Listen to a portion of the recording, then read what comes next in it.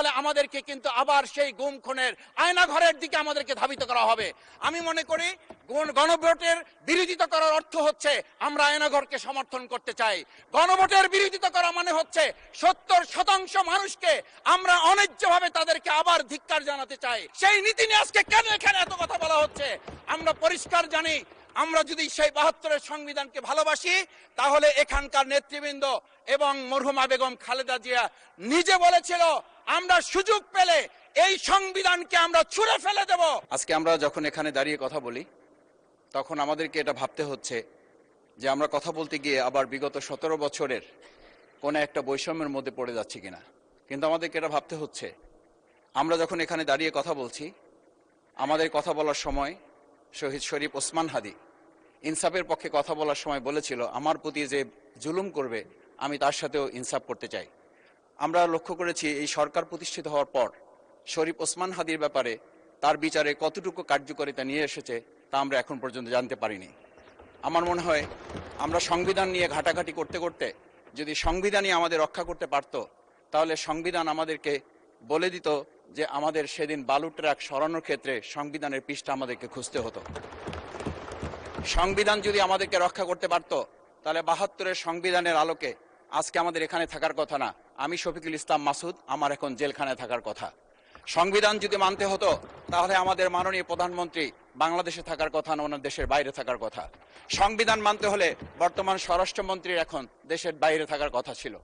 সংবিধান মানতে হলে যে বাচ্চাদেরকে আজকে এখানে শিক্ষা দেওয়া হচ্ছে, দীক্ষা দেওয়া হচ্ছে, কিংবা তাদেরকে কোনো কোনো ক্ষেত্রে জাসদের সাথে তুলনা করা হচ্ছে, সেই বাচ্চাদের নিয়েই আমরা এই সরকার দলের লোকদেরকে, সরকার দলের সম্মানিত নেতৃবৃন্দকে আমরা চোখের পানিও ফেলতে দেখেছি। আবার কাউকে কাউকে কথা বলতেও শুনেছি যে এই সমস্ত বাচ্চাদের আমরা তাদের শিক্ষার্থীদের আন্দোলনের সাথে আমাদের কোনো সম্পর্ক ছিল না। আমরা খুব লজ্জিত হই মাননীয় স্পিকার, আমাদের এই বর্তমান সময়ে আমরা যদি এটা খেয়াল করি যে আমাদের বাংলাদেশের এই বর্তমান প্রেক্ষাপটটা নতুন করে এখন যে গণভোটের যে আজকে ন্যায্যতা অন্যায্যতা, সাংবিধানিক পৃষ্ঠা, লাইন, অক্ষর, দাড়িকমা আমাদেরকে শেখানোর চেষ্টা করা হচ্ছে, যদি সেটা হতো তাহলে বাংলাদেশ জাতীয়তাবাদী দলের সম্মানিত মহাসচিব তিনি কয়েক হাজার পুলিশের বেষ্টনীর মাঝখানে একা একটা মোবাইল নিয়ে তাকে আমরা দাঁড়িয়ে থাকতে দেখেছি, তখন সংবিধান আমাদেরকে রক্ষা করতে পারে নাই।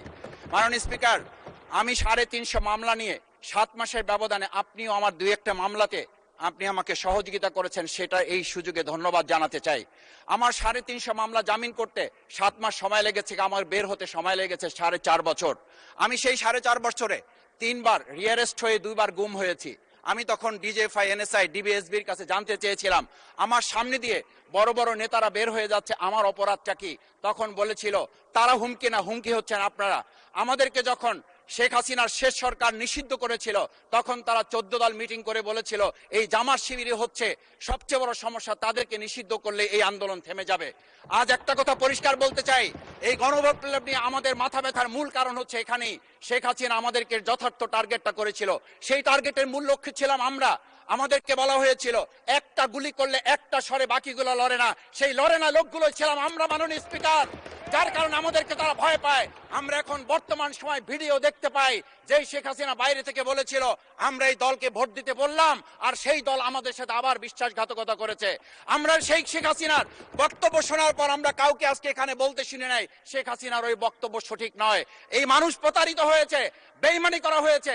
আবার যদি গণভোট, জুলাই সনদ নিয়ে এই জাতির সাথে প্রতারণা করা হয় তাহলে মূল্য দিতে হবে শুধু নয়, আবার আমাদেরকে 17 বছরের সেই জেল জুলুম, নিপীড়ন, গুম খুনের জায়গায় আমাদেরকে ফিরে যেতে হবে।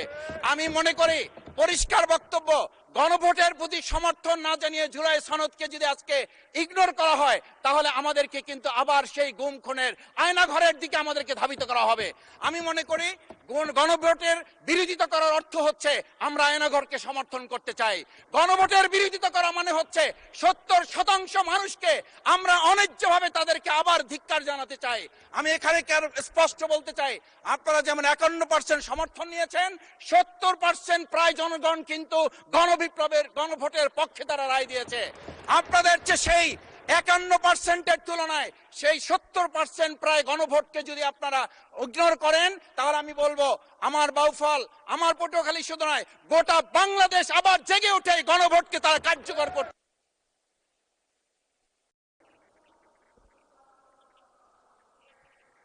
ধন্যবাদ, আপনি 1 মিনিট পেয়েছেন।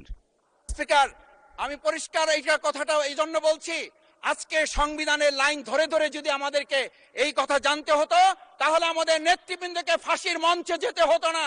আমার মতো ছোট মানুষের কাছে সে সময় ডিজিএফআইর কাছে প্রস্তাব এসেছিল, আপনারা কি চান, মন্ত্রিত্ব চান, দেশ পরিচালনা চান, সবকিছু দেওয়া হবে, শুধু শেখ হাসিনার নীতিতে আপনারা আসেন। সেই নীতি তো ছিল 72-এর সংবিধান, সেই নীতি নিয়ে আজকে কেন এখানে এত কথা বলা হচ্ছে?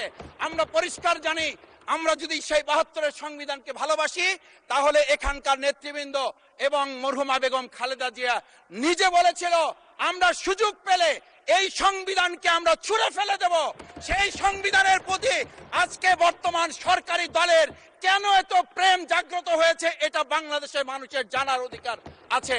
আমি আমার প্রিয় বাউফলের মানুষের প্রতি ভালোবাসা শ্রদ্ধা জানাই। যেই বাউফলবাসী আমার দাবি আদায়ের জন্য, আমার এলাকার মানুষের অধিকার আদায়ের জন্য এখানে দিয়েছে, আমি সেই অধিকার।